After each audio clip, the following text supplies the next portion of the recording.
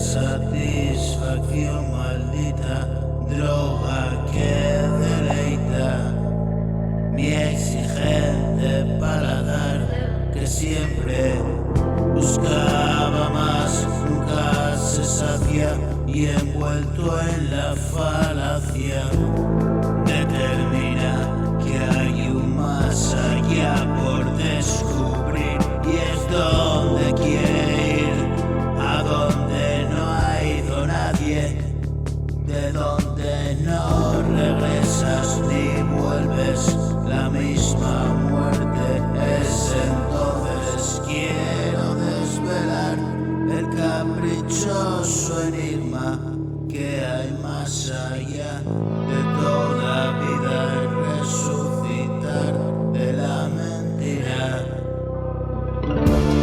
Y es la loca idea que persigo día a día, pero no consigo ni acercarme a esa verdad escondida.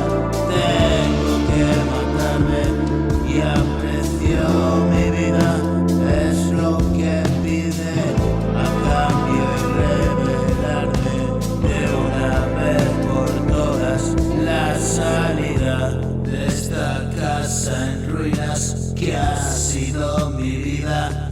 Se derrumba encima, me sepulta en vida.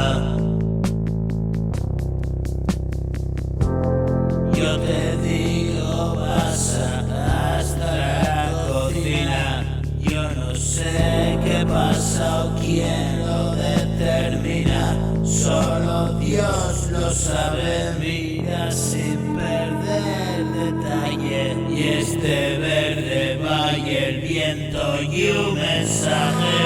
Vuelo y sin perder más tiempo, no me llevo nada, solo estate atento y quizás mañana alcanzaremos a verlo.